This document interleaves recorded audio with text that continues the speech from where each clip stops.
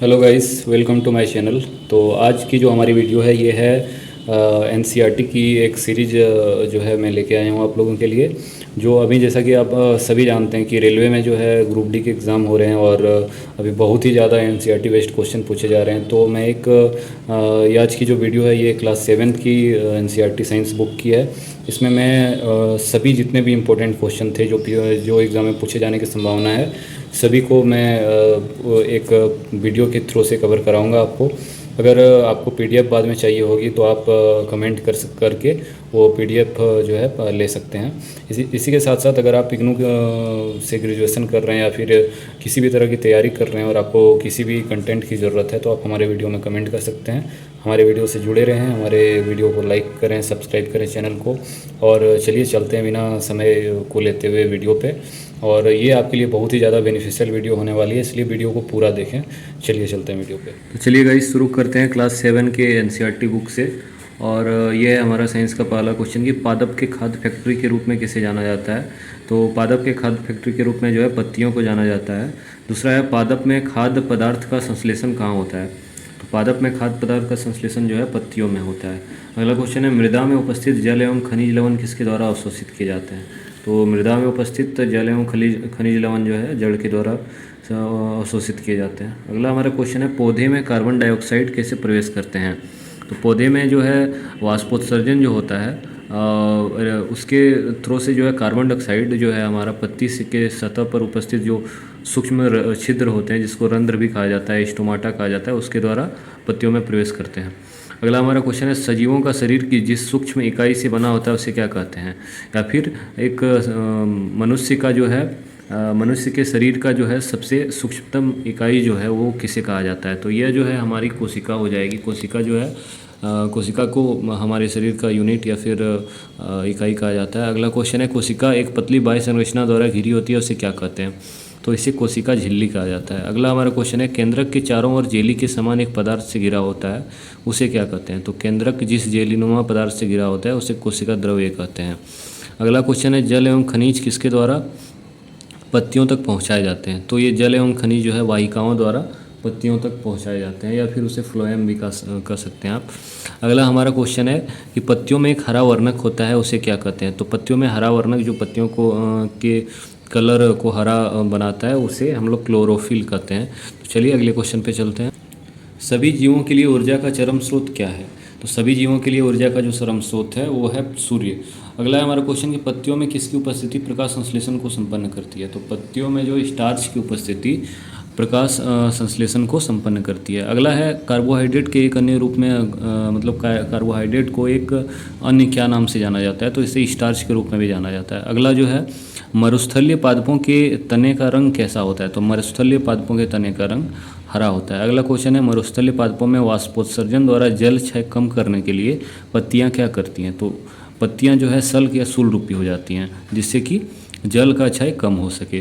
अगला क्वेश्चन है हमारा शैवाल अपना भोजन स्वयं कैसे बनाता है। तो शैवाल अपना भोजन स्वयं जो है प्रकाश संश्लेषण के द्वारा बनाता है। अगला क्वेश्चन है कार्बोहाइड्रेट का निर्माण किन घटकों द्वारा होता है। कार्बोहाइड्रेट का निर्माण जो है कार्बन, हाइड्रोजन और ऑक्सीजन के द्वारा होता है। जबकि प्रोटीन के निर्माण के बारे में कहा जाए तो ये प्रोटीन का निर्माण जो होता है हमारा वो कार्बन, हाइड्रोजन, ऑक्सीजन और इसके साथ ही साथ इसमें नाइट्रोजन भी पाया जाता है। अगला क्वेश्चन है कौन सा एक पदार्थ नाइट्रोजनी पदार्थ के रूप में जाना जाता है। तो नाइट्रोजनी पदार्थ के रूप में प्रोटीन को जाना जाता है क्योंकि इसमें जैसा कि अभी हम लोगों ने बताया कि कार्बोहाइड्रेट में जो है कार्बन, हाइड्रोजन और ऑक्सीजन पाया जाता है, लेकिन इसके अलावा प्रोटीन में नाइट्रोजन पाया जाता है, इसलिए इसे नाइट्रोजनी पदार्थ के रूप में जाने जाते हैं ये। अगला क्वेश्चन है प्रोटीन में कौन कौन से घटक मौजूद होते हैं। तो हम लोगों ने अभी इसके बारे में चर्चा किया कि प्रोटीन में कार्बन, ऑक्सीजन, हाइड्रोजन और नाइट्रोजन उपस्थित होता है। तो चलिए चलते हैं अगले क्वेश्चन पे।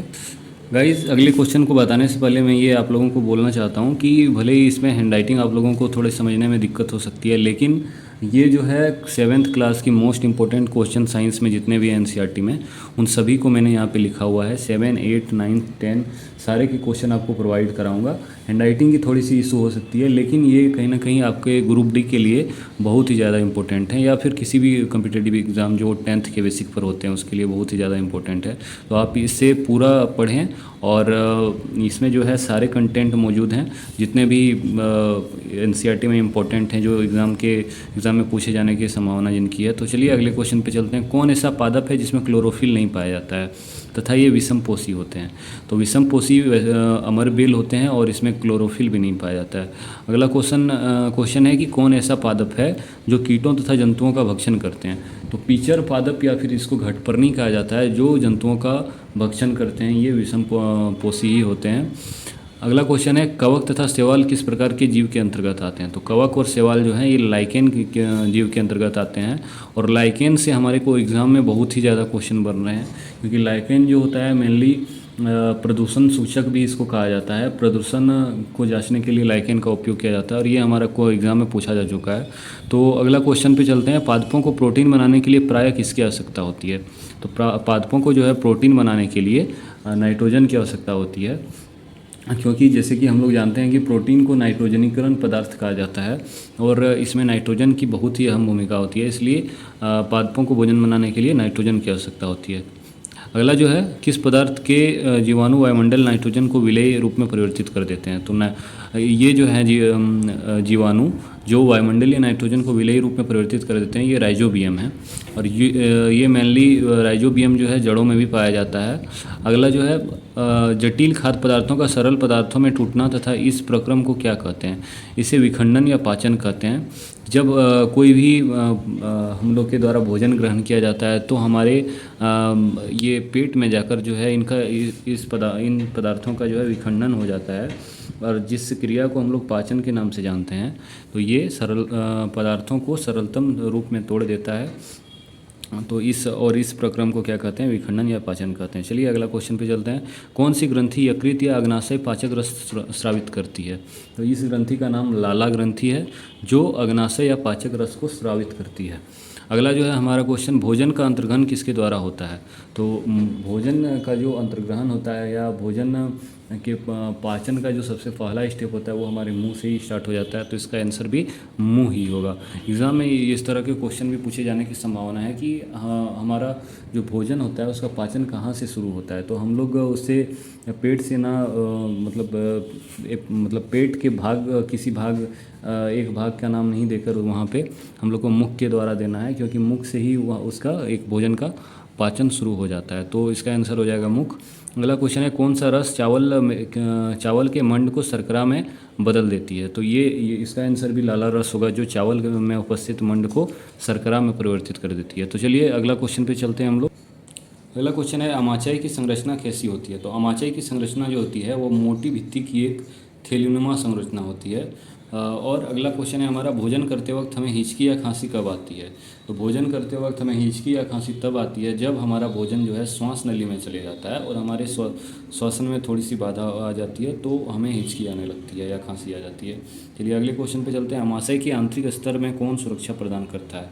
तो अमाशय के आंतरिक स्तर को श्लेष्मल सुरक्षा प्रदान करता है। गाइज ये इन सभी वर्ड जो आपको थोड़े से कठिन लग रहे हैं, इनके पूछे जाने की एग्ज़ाम में बहुत ज़्यादा संभावना है, क्योंकि अभी क्वेश्चन जो पूछे जा रहे हैं एनसीईआरटी के निचोड़ को लेकर पूछा जा रहा है। और ऐसे ऐसे वर्ड को वहाँ पे दिया जा रहा है ऑप्शंस में, जो कहीं ना कहीं हम भूल चुके हैं, क्योंकि हमें 10th पास आउट हुए भी बहुत ज़्यादा समय हो चुका हुआ रहता है।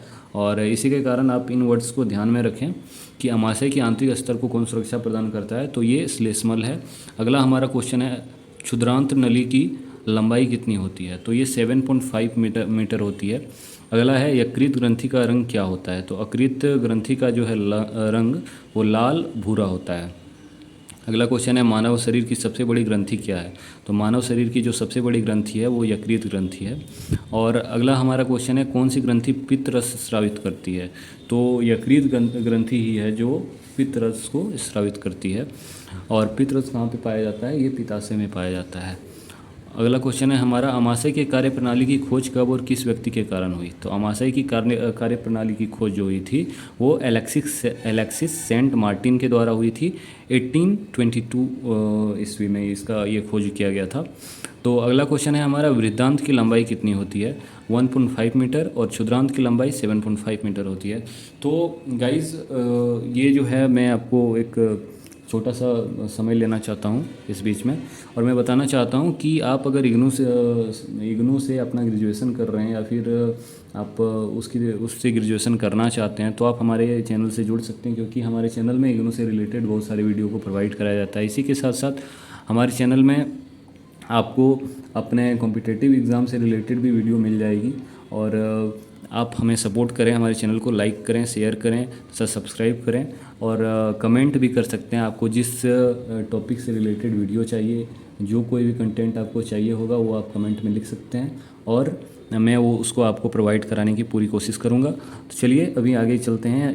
क्लास 7 के मैंने टॉप अबाउट 80 क्वेश्चंस मैंने इसमें सेलेक्ट किए हैं, तो उन 80 क्वेश्चन के बारे में हम लोग आज डिस्कस कर लेंगे।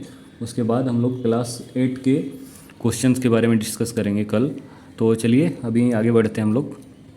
अगला हमारा क्वेश्चन है, थर्मामीटर में मापने के लिए एक मापक्रम या स्केल दिखाई देता है, उसे क्या कहते हैं? तो थर्मामीटर में जो है हमारा सेल्सियस स्केल होता है।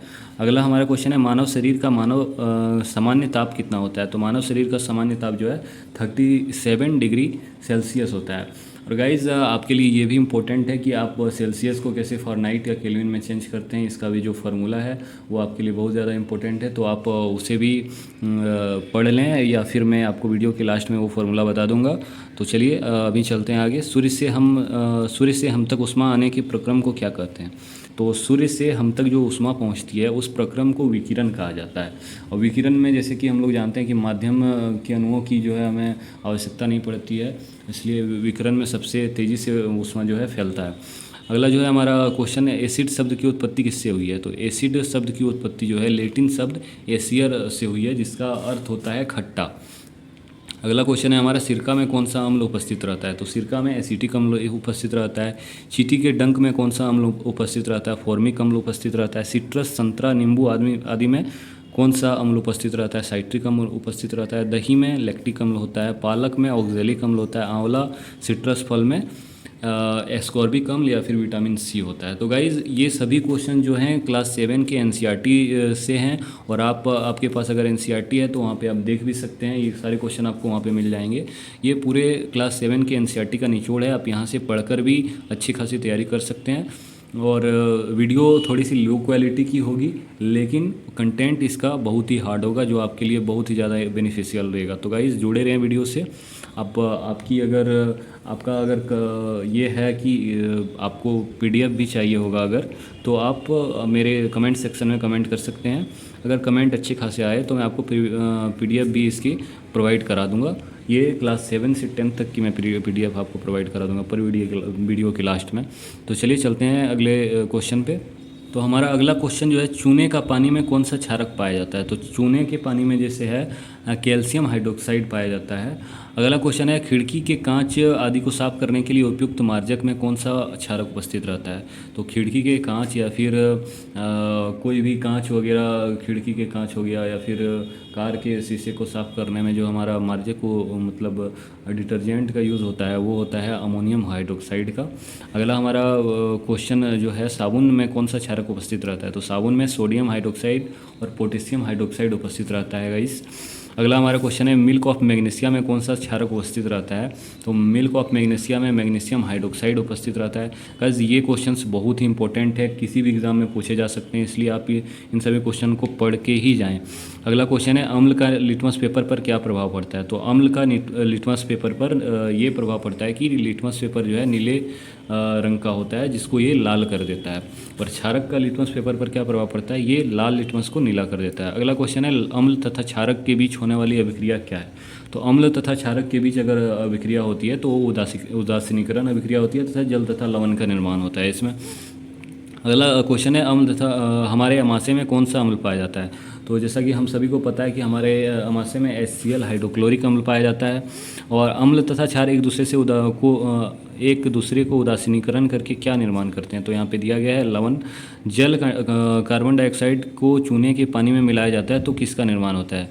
जब कार्बन डाइऑक्साइड को चूने के पानी में मिलाया जाता है तो किसका निर्माण होता है गाइस? तो CaCO3 यानी कि कैल्शियम कार्बोनेट का निर्माण होता है। और गाइस ये क्वेश्चन जो है हमारे एग्ज़ाम में पूछा जा चुका है। ये क्वेश्चन जो है गाइस एकदम एग्ज़ाम में पूछा जा चुका है, फेज़ 1 के एग्ज़ाम में पूछा गया है कि कैल्शियम कार्बोनेट से जो है इसकी जो अभिक्रिया के बारे में पूछा गया था। ये समीकरण जो है CO2 प्लस CaOH2 अभिक्रिया करके CaCO3 बनाती है। ये समीकरण जो है एग्ज़ाम में पूछा जा चुका है, इसलिए एनसीईआरटी से बहुत ज़्यादा क्वेश्चन पूछे जा रहे हैं। आप एनसीईआरटी को पढ़ के जाना। आप इन सभी क्वेश्चंस को अगर पढ़ लेते हैं तो आपकी क्लास 7 की और बहुत ही 7, 8, 9, 10 में लगभग कुछ क्वेश्चन मैच ही कर जाते हैं। तो आपके लिए बहुत ही बेनिफिशियल वीडियो होने वाली है, तो आप इसे पूरे तरीके से पढ़ें। अगला क्वेश्चन है हमारा, कॉपर सल्फेट की लोहे से अभिक्रिया कराने पर क्या बनता है। तो कॉपर सल्फेट का जब अभिक्रिया लोहे से किया जाता है तो आयरन सल्फेट और कॉपर का निर्माण होता है। आयरन सल्फेट और कॉपर का निर्माण होता है, FeSO4 प्लस Cu। अगला जो है, सिरका तथा खाने के सोडे की अभिक्रिया से क्या बनता है। सिरका और खाने का सोडा को जब अभिक्रिया कराया जाता है तो कार्बन डाइऑक्साइड का निर्माण होता है। अगला क्वेश्चन है, वह परिवर्तन जिसमें एक से अधिक पदार्थ बनते हैं वह कौन सा परिवर्तन कहलाता है। तो ऐसा परिवर्तन जिसमें एक से अधिक पदार्थ बनते हैं वो रासायनिक परिवर्तन कहलाते हैं। अगला है, जंग लगने के प्रक्रिया को समीकरण द्वारा दिखाएं। देखिए समीकरण बहुत ही इंपॉर्टेंट है, हर शिफ्ट में 2 से 3 क्वेश्चन समीकरण के आ रहे हैं और सारे एनसीईआरटी से बेस्ड समीकरण है, तो आप इस समीकरण को भी देख लें। इसके भी पूछे जाने की संभावना है कि लोहा जिसका सूत्र होता है Fe प्लस ऑक्सीजन वायु से अभिक्रिया और जल से अभिक्रिया कर क्या बनाता है, आयरन ऑक्साइड Fe2O3 का निर्माण करता है, जिसको जंग लगना भी कहते हैं। अगला क्वेश्चन है हमारा, लोहे पर जिंक की परत चढ़ाने की प्रक्रिया को क्या कहते हैं। तो लोहे पर जिंक की जो परत चढ़ाने की प्रक्रिया है ये भी बहुत इंपॉर्टेंट क्वेश्चन है, इसको भी एग्जाम में पूछा जा चुका है। 2018 के एग्जाम में पूछा गया था, ये इस बार भी पूछने की संभावना है। इस प्रक्रिया को गैल्वेनाइजेशन या फिर यशद लेपन कहा जाता है या फिर जस्तीकरण भी कहा जाता है। अगला क्वेश्चन है हमारा, उष्णकटिबंधीय वर्षावन किन किन देशों में पाए जाते हैं। देखिएगा ये भी मोस्ट इंपॉर्टेंट क्वेश्चन है। उष्णकटिबंधीय वर्षावन जो है Bharat, Malaysia, Indonesia, Brazil, Congo गणतंत्र, केन्या, युगांडा और नाइजीरिया, इन सभी देशों में पाए जाते हैं। इन सभी देशों के नाम आपको याद कर लेना चाहिए क्योंकि ये पूछे जा सकते हैं, ये इंपॉर्टेंट क्वेश्चन के सेक्शन में आता है। अगला हमारा क्वेश्चन है, अमेरिकी महाद्वीप में चक्रवात को किस नाम से जाना जाता है। तो अमेरिकी महाद्वीप में चक्रवात को जो है हेरिकेन नाम से जाना जाता है। देखिए बहुत सारे चक्रवात अभी हाल फिलहाल में 2021 में आए हैं, तो चक्रवात से रिलेटेड क्वेश्चन बन सकता है और ये भी क्वेश्चन पूछा जाना स्वाभाविक है कि अमेरिका महाद्वीप में चक्रवात को किस नाम से जाना जाता है।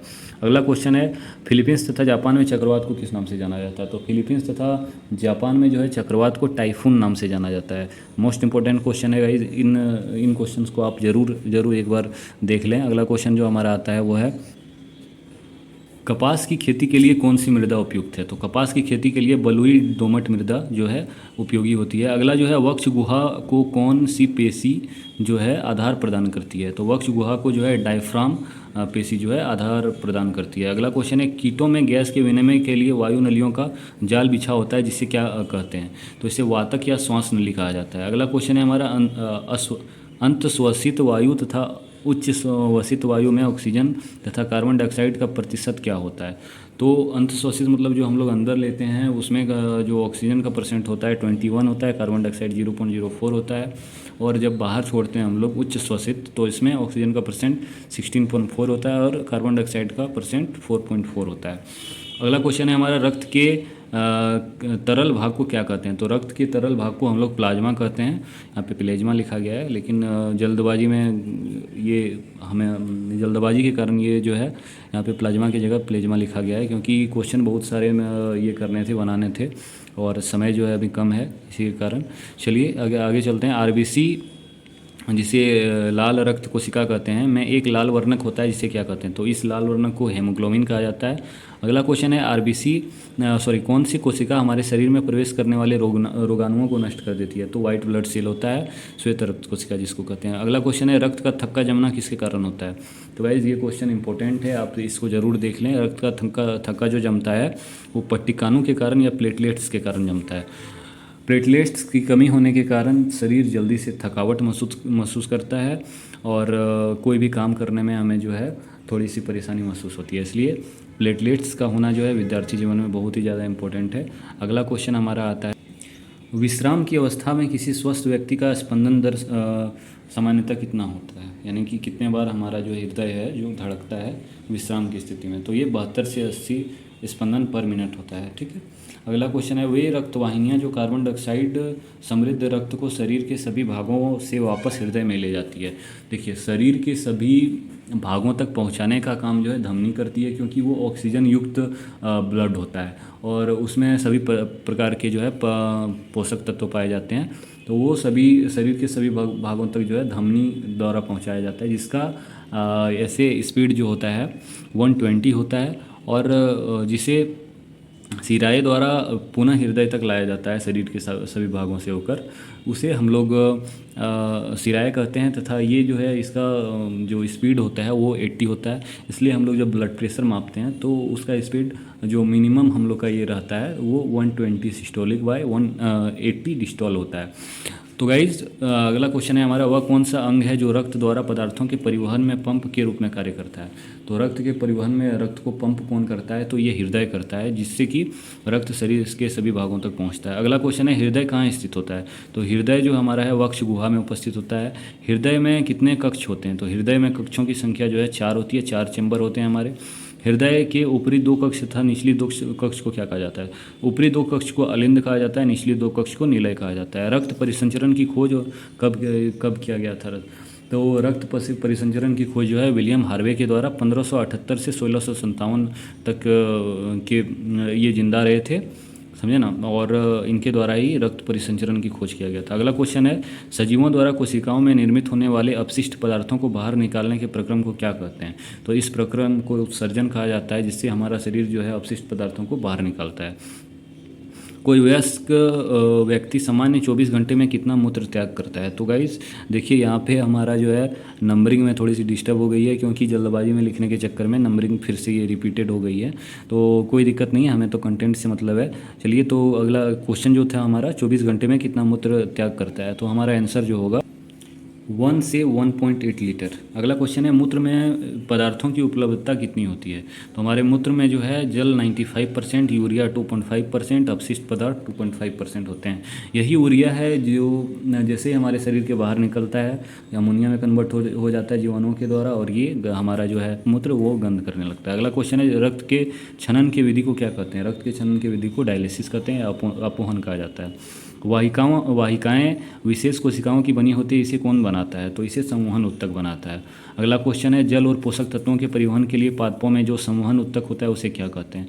उसे जाइलम या दारू कहा जाता है। अगला क्वेश्चन है, पत्तियों द्वारा बनाए भोजन को पादप के सभी भाग में ले जाने का कार्य कौन करता है। तो इसे फ्लोएम करता है।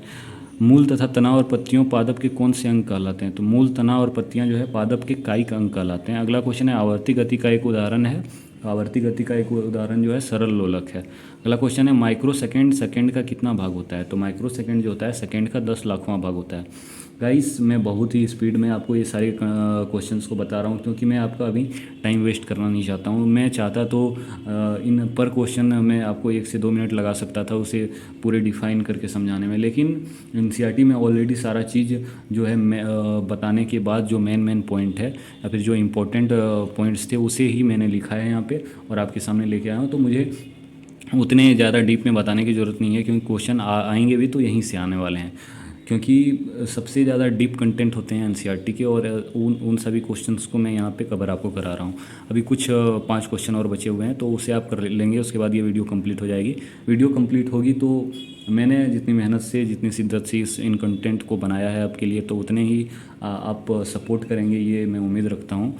और चलिए चलते हैं अगले ये क्वेश्चन पे।